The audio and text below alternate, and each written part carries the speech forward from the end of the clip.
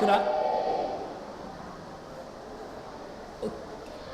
Oke, selamat siang semua. Senang sekali ya berjumpa dengan kalian di hari ini. Oke, baik. Hari ini kita akan masuk di mata kuliah struktur dan konstruksi 2 ya. Otomatis kalian sudah pernah ambil struktur dan konstruksi? Satu ya. Oke. Hari ini adalah pertemuan kedua. Minggu lalu kita sudah pertemuan sebelumnya ya, pertemuan pertama yang membahas mengenai pengenalan ya, mata kuliah. Kemudian biasa apa kalau di awal-awal? Kontrak perkuliahan gitu ya. Oke, kira-kira seperti itu. Kemudian minggu kedua ini kita akan membahas mengenai apa di situ tertulis? Fondasi. Ya. Jadi kalau kita mau membahas segala sesuatu pasti urut-urutan ya. Kalau membangun mulai dari fondasi gitu ya. Kira-kira seperti itu. Oleh karena itu fondasi yang kita akan jalani dalam pertemuan ini ya, itu semua tidak lepas dari susunan yang kita sudah bahas sebelumnya, RPS yang Pak sudah kasih tunjuk ya. Ya, seperti itu. Jadi kontrak kuliah RPS, setiap minggu kita harus buat apa gitu kan? Nah, itu kita tahu apa yang akan kita lewati selama satu semester. Kira-kira seperti itu. Oleh karena itu, untuk pertemuan kedua ini ya, kita harus tahu capaian pembelajaran ya yang sudah dijelaskan sebelumnya yang kita harus lewati, yaitu mahasiswa harus menguasai konsep teoritis tentang arsitektur, perancangan arsitektur, estetika ya, dan sistem struktur. Sedangkan pada CPMK-nya yaitu kalian harus pasti menguasai teorinya dulu ya. Lalu kalau sudah kuasai teori mampu merancang kayak gitu ya. Nah, jadi pertemuan ini kita harus tahu dulu teorinya, lalu kita coba eksekusi. Karena ini mata kuliah adalah mata kuliah struktur, yaitu mata kuliah studi ya, kita praktek ya. Nah, sebelum praktek harus ada teorinya. Lalu untuk pertemuan ini dalam sub atau minggu ini ya, kita membahas tadi apa? Tadi teman-teman sudah sebutkan, yaitu tentang fondasi. Gitu ya. Kita akan merancang fondasi. Tetapi sebelum merancang kan harus punya teorinya sedikit ya. Kira-kira seperti itu. Oleh karena itu, tadi Pak jalan-jalan datang ke kampus, pas sempat baca, ada informasi bahwa tiba-tiba ada bangunan, seorang arsitek merancang, wah keren di Kota Kupang ya. Tiba-tiba baru 1 tahun sudah ada retak dinding, pernah lihat ya? Retak-retak rambut katanya ya. Wah, itu kenapa? Kenapa? Strukturnya tidak kuat. Salah satunya yaitu pasti fondasi, karena pasti ada penurunan kan, ada getaran di situ, gitu kan? Penurunan getaran mulai retak-retak. Implikasinya kepada dinding, struktur kolom dan sebagainya, gitu ya. Nah, oleh karena itu kita sebagai arsitek sudah desain bagus-bagus, ya. Lalu tidak perhatikan dia punya struktur dengan bagus, hasilnya pasti jelek. Karena apa? Implikasinya seperti itu, retak lah, gugur lah, dan sebagainya kan? Kira-kira seperti itu. Oleh karena itu, penting tidak kita mempelajari fondasi? Penting. Fondasi biasanya disebut apa? Dasar. Segala sesuatu kalau tidak ada dasar tidak kuat kan? Nah, kira-kira seperti itu. Oke. Mari kita masuk ke berikutnya. Nah, ini masih pembukaan lagi ya. Ternyata kita mau belajar fondasi itu, kita lihat segala sesuatu itu ada loh di seputaran kita ya. Contohnya kita lihat analoginya, apa itu? Tumbuhan dan bangunan. Tumbuhan sendiri saja ya mempunyai struktur ya. Struktur yang paling utama dari tumbuhan itu adalah akar, gitu ya, di dalam kan? Nah, kira-kira gitu. Lalu di atasnya ada batang dan daun dan seterusnya. Kira-kira seperti itu. Begitu pula pada bangunan, gitu ya. Jadi bangunan itu sama loh. Itu ada di lingkungan kita. Kita harus sadar ya. Nah, gitu. Jadi biasanya disebut kalau dalam arsitektur disebut apa? Substruktur sama upper struktur, bagian atas dan bagian bawah, gitu ya. Oke. Bukan saja pada tumbuhan, ternyata manusia juga kan? Nah, manusia juga. Ini loh, manusia itu mempunyai kaki sebagai fondasi. Manusia kan kakinya tidak dalam tanah toh? Nah, kira-kira seperti gitu ya. Lalu ada badannya, ada kepalanya. Kalau dalam manusia biasanya dibagi, kan? Ada substruktur, middle sama upper, gitu ya, kira-kira gitu. Sama saja, gitu ya. Begitupun bangunan, gitu ya. Ada fondasi, ada dinding, yang sederhana ada atap, kira-kira seperti itu.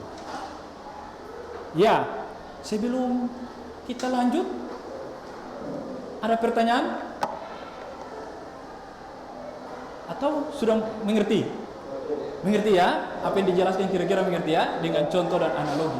Mungkin ada yang mau kasih contoh dan analogi yang lain? Tidak ada? Ya, harus ada ya, kasih contoh yang lain. Contoh tadi ada tumbuhan, ada apa lagi? Ada manusia, gitu ya. Harus ada kasih contoh ya. Ya. Adrianus? Paham? Paham ya? Hani? Paham ya? Oke, baik. Kalau gitu kita next saja ya. Bahwa Pak mau bertanya, penting tidak kita mempelajari fondasi kali ini? Karena apa coba? Karena apa? Pegangin. Karena apa? Fondasi adalah dasar dari sebuah bangunan. Oh, sebuah bangunan. Ada yang lain? Mungkin Erasmus? Hani? Oh, pas. Oke, baik. Billy? Pas ya? Ada? Oke. Penting tidak fondasi itu kita pelajari? Penting, karena fondasi itu sebagai struktur bagian bawah yang meneruskan beban bangunan ke tanah. Oke, baik ya. Oke, betul ya. Fondasi itu namanya juga dasar. Dasar berarti segala sesuatu akan bertumpu kepada dia, ya. Lalu fungsinya apa? Dia memukul semua beban tadi kan? Semua baru nanti disalurkan ke tanah. Kira-kira seperti itu. Oke, tadi yang ini dia punya penjelasan gitu ya, bahwa ada struktur atas sama struktur bawah. Oleh karena itu, kita tadi yang seperti Pak sudah sampaikan, ya, kita mempelajari mulai dari yang bawah. Ada tidak yang bangun bangunan mulai dari atap? Pasang dari atap dulu gitu. Ada tidak? Tidak ada. Kenapa sampai begitu? Ayo. Kenapa tidak bangun dari atap? Kenapa harus mulai bangun dari bawah? Ada? Ada yang bisa jawab? Karena kita di bumi punya gravitasi. Kan gravitasi kan pasti jatuh loh ke bawah. Ditarik kan? Nah, logikanya seperti itu ya. Oke, baik.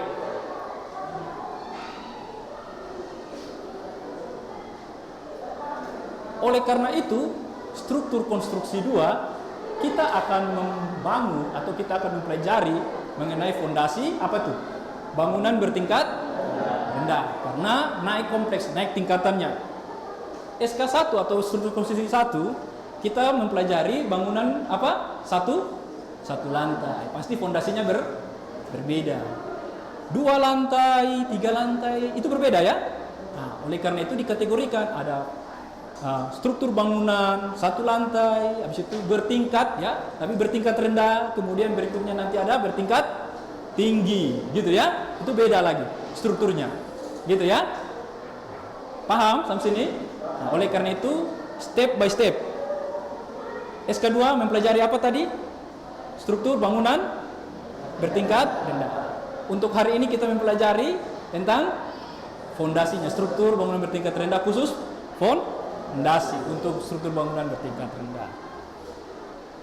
Ya, ini Tadi pas sudah tanya ya, apakah fondasi itu penting? Ternyata penting. Karena kalau tidak penting, bahaya kan? Dasar. Kalau tidak kuat, roboh kan? Kayak gitu. Pak mau kasih analogi.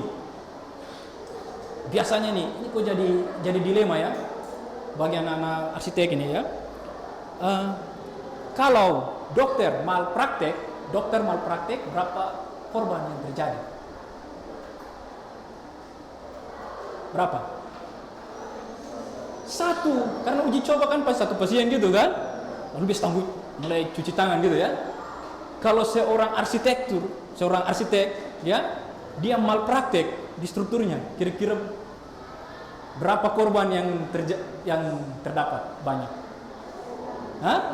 Bisa banyak ya, lebih karena satu gedung kan, semua mati kalau strukturnya tidak kuat, fondasinya tidak betul, roboh, pasti semua yang dalam situ pasti jadi korban kan, bisa ada yang mati gitu kan, gitu ya. Tapi kenyataannya kasihan ya, seorang arsitek dan seorang insinyur teknik sipil kurang dihargai ya, gitu kan. Jasanya wah dipakai kok gitu saja murah, kok mahal, harusnya murah. Tapi kalau dokter mahal ya, padahal tanggung jawabnya besar kan, wah luar biasa ya, gitu. Oke. Jadi penting sekali kita mempelajari tentang struktur ya, terutama di sini tentang fondasi ya. Nanti ada struktur-struktur yang lain seperti kolom dan seterusnya untuk pertemuan berikutnya ya. Oke. Mari kita lihat masuk fungsi fondasi, yaitu memikul beban, apa lagi? Apa lagi? Apa? Penyalur beban bangunan ke tanah. Oke, menyalurkan. Memikul beban. Beban ini ada dua ya, bebannya sendiri, kan dia punya massa, punya berat. Lalu memikul beban struktur yang lain. Luar biasa ya fondasi ya, makanya disebut dasar tadi kan. Dia pikul sendiri dosanya, dosa orang lain juga dia pikul. Logikanya kira-kira seperti itu ya. Iya. Ya, baik ya. Oke. Itu fungsi daripada fondasi. Kemudian kalau kita sudah tahu bahwa fondasi itu penting karena dia punya tanggung jawab sangat besar kan? Oke. Kemudian ada beberapa jenis fondasi ya yang kita harus pelajari ya dalam pertemuan ini, khusus mata kuliah SK2, strukturnya bertingkat rendah. Bertingkat rendah itu jumlah lantainya 2 sampai 3 gitu ya. 2 sampai 5 ya, nanti kita akan mempelajari 2 sampai 3 lantai saja, jangan banyak-banyak ya, yang penting mengerti strukturnya. Jumlah lantai kan tinggal ditambahkan fungsi kan, karena fungsi kan, kira-kira seperti itu. Oke, jadi jenis-jenis fondasi itu dapat dibedakan beberapa ya. Yang pertama dibedakan berdasarkan apa? Bahan ya, bahan yang dipakai, yaitu ada yang menggunakan apa? Batu bata. Makanya disebut fondasi apa? Fondasi batu bata, gitu ya. Itu. Nah, itu ada istilah lain dalam arsitektur, yaitu fondasi rola, betul ya. Materialnya bebas. Ya, ini bahan ya yang digunakan. Kemudian ada yang namanya batu kali atau biasa menerus, gitu ya. Atau batu karang dan sebagainya. Berikutnya ada fondasi yang menggunakan beton bertulang. Seperti itu contoh-contohnya ya. Ada yang sudah pernah lihat tiga-tiganya? Ada. Lihat di mana? Bicara besar ya, di mana? Di sekitaran perumahan. Oh, di sekitaran perumahan. Oke. Lihat saja, pernah kerja? Lihat sih. Oh, lihat saja, belum pernah kerja ya. Harus coba, seorang arsitek insinyur itu harus mencoba ya. Bukan cuma tahu gambar tetapi bisa melakukannya ya. Coba jangan nanti tukang di lapangan tukang bilang, kamu cuma tahu gambar tidak bisa buat kan gitu. Kayak gitu ya. Karena tahu coba-coba gitu ya. Itu berdasarkan bahan ya. Kemudian ada juga jenis fondasi dibedakan berdasarkan apa? Kedalaman, bentuk dan kedalaman. Nah, ini mempengaruhi ini ya. Ada fondasi dangkal dan fondasi dalam. Ya, ini contoh-contoh fondasi, ya. Secara umum ada banyak. Cuma kategorikan seperti ini ya. Jadi fondasi dangkal itu seperti itu. Ada fondasi menerus yang lingkar gitu ya. Kemudian ada yang fondasi footplat dan fondasi rakit. Itu masih masuk kategori dangkal. Dangkal itu ada kategorinya, ada syaratnya. Kedalaman berapa sampai berapa dangkal, kedalaman berapa sampai berapa, menengah, begitupun sampai dalam. Di sini karena dibagi menjadi 2 saja. Boleh dibagi menjadi 3, itu juga tidak masalah. Sumuran ini kadang dia masuk dangkal, kadang dia juga masuk dalam, karena tergantung dalamnya seberapa, gitu ya. Tapi kalau yang tiang panjang dan tiang-tiang itu pasti dalam. Itu nanti ya kita pelajari di semester berikutnya, di mata kuliah berikutnya, karena berpengaruh dengan jumlah lantai, gitu ya. Oke, jadi kita akan mempelajari ini saja dulu. Baik, kita lanjut. Kemudian jenis fondasi dibedakan berdasarkan beban yang dipikul. Ya, beban. Pikul dosanya tadi yang Pak bilang gitu ya, beban orang lain gitu, beban struktur lain. Gitu. Contoh yaitu menanggung beban secara vertikal. Itu yang kita akan pelajari juga ya. Kita pelajari semua. Vertikal itu sebagai fondasi yang pada umumnya. Kemudian kalau secara horizontal yaitu turap atau kata lain, ini contoh yang vertikal nih. Beban disalurkan ke balok, ke kolom, baru diturunkan ke fondasi. Kayak gitu ya. Sedangkan kalau yang vertikal, bebannya secara vertikal didorong kan, itu turap. Orang Kupang bilang apa ya? Tanggul ya. Tanggul atau ada istilah-istilah lain ya. Seperti gitu kan. Beban didorong dari samping vertikal. Itu menahan tanah. Itu fondasi juga ya. Nah, nanti biasanya dipakai di mana? Dinding penahan tanah pada basement, gitu kan? Gitu kan? Ada fondasinya. Seperti itu. Oke. Berikutnya, kemudian fondasi kita masuk kepada fondasi yang dangkal. Ya, ada beberapa jenis fondasi. Sampai di sini ada pertanyaan? Sampai sini ada pertanyaan? Ada pertanyaan? Paham? Sering lihat ya fondasi ya, apalagi yang masih dangkal, kan sering di lingkungan kita ya terjadi seperti itu.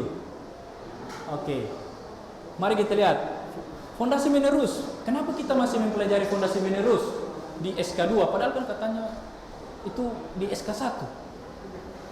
Bangunan satu lantai kan, batu kali. Kenapa? Ada yang tahu? Ada yang tahu? Nah, ini. Kenapa kita masih mempelajari fondasi menerus? Karena dia selalu memikul beban di atasnya, bukan saja kolom praktis, ya. Tetapi beban apa? Di dinding. Karena dinding menumpu di atas dia kan? Jadi selalu ada. Selagi masih ada dinding, pasti menerus masih ada. Paham ya? Sedangkan nanti yang beban-beban besar sekali itu yang nanti di fondasi-fondasi utama ya. Paham? Paham ya? Oke, baik. Itu makanya dia masih kategori fondasi dangkal. Ini contoh loh. Ya. Sering lihat ya? Ini kalau gambar yang kalian bisa lihat. Kalau nanti kalian gambar harus seperti sana. Ada 2 dimensinya, ada 3 dimensi supaya tukang itu ada gambaran dia bisa lihat atau orang awam gitu ya. Dikasih contoh ya. Kalau ini kan ini realitanya seperti ini. Kira-kira seperti itu. Lalu ini gambar detailnya ya. Nah, dan sebagainya. Oke, kita next lagi ada fondasi setempat. Fondasi setempat ini ada beberapa ya. Jangan kalian cuma berpikir fondasi setempat itu footplat saja. Jadi fondasi setempat itu ada namanya fondasi pilar. Ada juga nama fondasi sumuran. Lalu fondasi telapak yang biasa disebut footplat itu. Kenapa setempat? karena ini cuma di beberapa tempat, titik ini, itu yang disebut setempat. Paham ya? Kalau meneruskan lurus terus begitu kan? Oke. Mari kita lihat contoh-contohnya. Kan arsitek kalau tidak lihat banyak kata-kata kan pusing. Dia contoh kan? Nah, ini contoh. Ini fondasi pilar ini. Ya? Dia bentuk seperti itu. Jadi kayak ada tiang yang terpancung. Pernah lihat orang terpancung kan? Gitu, taruh kepala gitu kan? Kemudian sumuran, bentuk seperti sumur, makanya disebut sumuran, lingkaran. Jadi ada diameternya gitu ya, lingkaran lalu disusun-susun. Gitu ya. Ini contoh-contohnya ya. Kemudian kita lihat lagi fondasi telapak atau footplat. Ini contohnya ya. Nanti kalian akan mempelajari seperti ini, namanya gambar struktur ya. Jadi gambar teknik ya. Teknik semua, detail-detail itu 2 dimensi. Oke, kemudian kita masuk tadi setempat ada fondasi rakit. Nah, ini fondasi rakit ini. Dia punya biasa digunakan ya, suatu bangunan terletak pada tanah yang lunak. Jadi dia seperti rakit, dicor keliling gitu. Jadi fondasi ini khusus untuk jenis-jenis tanah yang kurang stabil, gitu ya, di rawa, di pasir dan sebagainya. Lalu terbuat dari plat beton. Tetapi zaman dulu mereka di Kalimantan kan tanah rawa tuh. Jadi mereka buat dari papan dan sebagainya, gitu kan? Jadi kayak telapak bebek kaki gitu ya. Kemudian ketebalannya seragam, biasanya 150 sampai 300 mm ya, atau cm 30 cm. Lalu biasa digunakan di basement juga kan, biar satu kali ya. Ini contoh gambarnya nih, waktu proses pembuatan ya, langsung dicor kan. Ini contoh gambarnya, titiknya, ini gambar detailnya ya. Ya, kalian bisa lihat. Kita next saja biar lebih. Lalu kita sudah mempelajari yang tentang bertingkat rendah atau fondasi dasar. Kemudian dasar-dasar pemilihan jenis fondasi, ada dasar-dasarnya. Jadi bila tanah keras terletak pada permukaan tanah 2-3 meter atau di bawah permukaan tanah, maka fondasi yang dipilih sebaiknya fondasi dangkal. Buat apa dalam-dalam? Kira-kira seperti itu ya. Nah, kemudian poin kedua, bila tanah keras terletak pada kedalaman 10 meter di bawah permukaan tanah, maka jenis fondasi yang biasa digunakan mini pile. Mini ya, belum sampai yang besar. Yang tadi menengah itu. Ya, kita gunakan itu. Nah, kita ini mempelajari yang di situ, yang di lingkar itu. Ya. Yang berikutnya poin-poinnya itu untuk yang dalam, gitu ya. Itu dasar-dasar. Jadi dia semua satu kali. Kira-kira seperti itu. Oke, kita lanjut. Poin yang kedua, dasar-dasar kedua yaitu batas akibat konstruksi di atasnya. Beban, gitu ya. Beban di atasnya itu harus diperhatikan. Kan? Itu berhubungan nanti dengan jumlah lantai. Makanya masuk kategori yang dangkal atau sampai di yang tahap middle. Kemudian faktor lingkungan itu harus memperhatikan.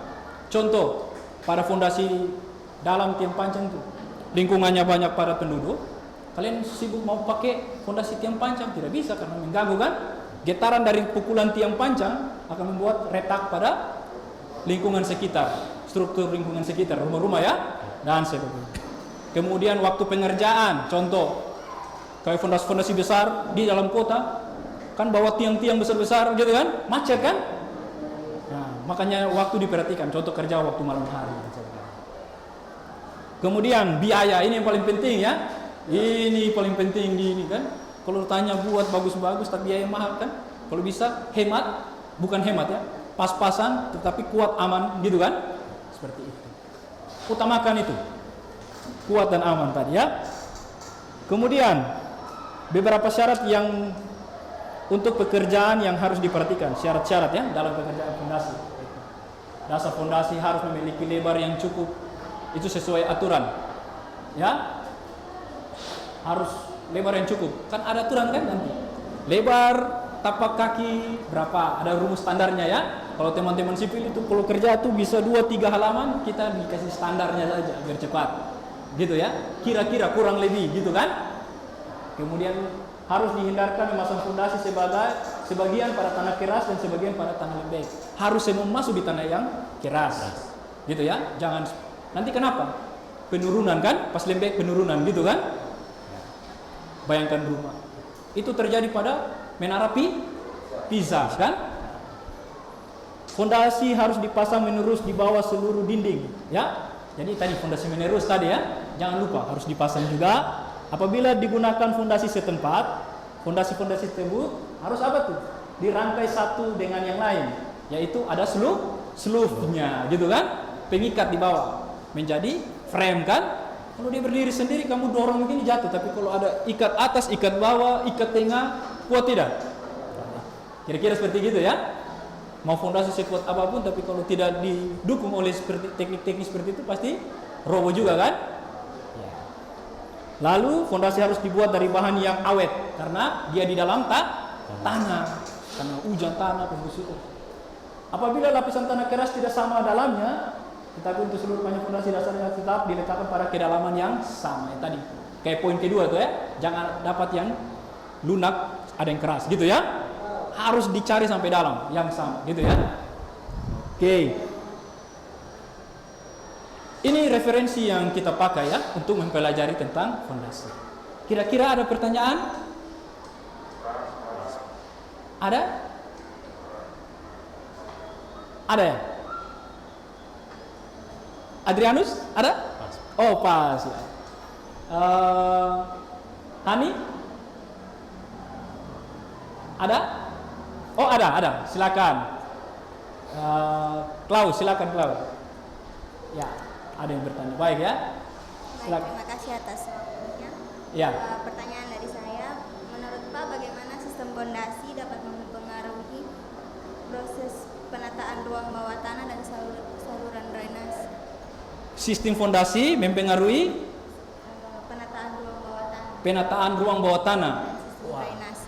dan sistem drainase ya. Nah, itu pertanyaan yang bagus ya. Beri aplaus dulu. Wah, luar biasa. Ya. Oke, jadi fondasi dia punya sistem, lalu dipengaruhi sistem ruang bawah tanah kan? Nah, sistem ruang bawah tanah, terutama pada saluran drainase ya. Ya, bagus. Ya? Jadi tetap logikanya, fondasi selalu di dalam tanah. Lalu saluran drainase yang di bawah, gitu. Bagaimana untuk disalurkan? Nah, itu kan pertanyaan berikutnya. Itu biasa terjadi pada basement, gitu ya. Oke, ini kan pertanyaan tingkat SK3 ya, yang tiang panjang dan sebagainya, tetapi luar biasa ya, baru SK2 saja sudah berpikir sampai ke situ. Nah, luar biasa sekali ya. Jadi kalau model seperti itu biasanya dengan saluran bawah tanah tergantung. Pertama, rel kotanya harus diperhatikan, gitu ya. Jadi penataan ruang terutama pada sanitasi drainase. Rel kota diperhatikan. Contoh rel kotanya, oh ternyata rel kotanya dari atas permukaan tanah jalannya, itu kan, ternyata turun sebanyak 1 meter. Lalu tanah saya sama rata dengan dia 1 meter. Tapi logikanya ini kan mau turun basement nih, kira-kira basement ini ya taruh 3 meter sampai 4 meter ya. Kan logikanya air tidak mengalir dari tempat rendah ke tempat tinggi toh, betul tidak? Tapi kan mengalir dari tempat tinggi ke tempat rendah. Nah, kalau kasus seperti itu biasanya menggunakan pompa, gitu ya, saluran drainase. Paham? Nah, kemudian ada juga yang menggunakan kan basement. Apakah basement tidak ada toilet? Kalau ada toilet kan pasti ada saluran drainase yang dibuang di situ, di basement, gitu kan? Nah, itu yang disebut pakai pompa untuk dibuang ke rel kota. Kemudian ada lagi kasus, contohnya 1 meter tadi dari permukaan tanah di jalan, lalu tanahnya naik. Nah, itu enak, gitu kan? Tanahnya tinggi kan? Biasa orang tua bilang di Oxford ya. Nah, itu enak. Jadi tidak perlu pakai pompa lagi. Jadi tidak makan anggaran kan? Langsung pakai sistem gravitasi, dialirkan. Kira-kira seperti itu ya. Nah, ada banyak-banyak kasus. Intinya itu kan logikanya kita ada gravitasi, air selalu mengalir ya. Ada lagi pertanyaan? Oke, boleh. Silakan, Hani. Baik, saya ingin bertanya. Memang sekarang kita baru mata kuliah struktur konstruksi 2, tapi saya pernah cari-cari di Google begitu Pak, saya lihat tentang struktur dilatasi begitu Pak, pembagian dilatasi. Apakah di struktur bertingkat rendah seperti yang kita pelajari sebelumnya ini Pak bisa diterapkan sistem dilatasi atau tidak? Oke, beri aplaus buat Hani ya. Jadi Hani bertanya tentang ada namanya sistem dilatasi pada bangunan. Ya, boleh, harus, malah harus. Ya, sekalipun dia satu lantai, struktur satu lantai, tetapi kalau panjangnya lebih dari 40 meter harus dilatasi. Tujuannya apa? Supaya dia kalau ada tanah ini kan tidak semua sama kekerasannya. Ada yang lembek, ada yang keras. Pada saat yang lembek dia jatuh, dia tidak tarik yang keras tadi. Contohnya kita kalau berpegangan panjang-panjang kan, satu jatuh gini tarik semua tuh. Kira-kira seperti begitu, ya. Tertarik. Makanya dilatasi. Dilatasi itu artinya pemisahan struktur. Jadi kalau ini rubuh, yang ini tetap berdiri. Paham? Gitu. Contoh kampus kita ini ada dilatasinya kan, yang 5 lantai. Nah, tadi Pak bilang bertingkat rendah. 2 sampai 5 lantai, tapi kita nanti pelajari sampai 3 saja ya. Makanya ada dilatasi kan? Ada itu celah dilatasi itu. Oke, terima kasih, luar biasa ya yang sudah disampaikan. Ada pertanyaan lagi? Banyak sekali ya. Ada pertanyaan. Mau tanya apa?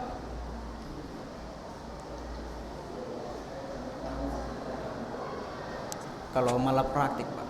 Ya. Kalau di arsitek dia mendesain kemudian terjadi malah praktik, itu kira-kira arsitek itu ikut bertanggung jawab. Oke, bagus. Pertanyaan yang baik. Beri aplaus. Iya. Tadi kan ada disinggung tentang malpraktik. Ini Pak singkat-singkat saja ya. Malpraktik. Jadi tergantung. Jadi arsitek itu dia memilih tadi. Memilih jenis-jenis fondasi yang sesuai.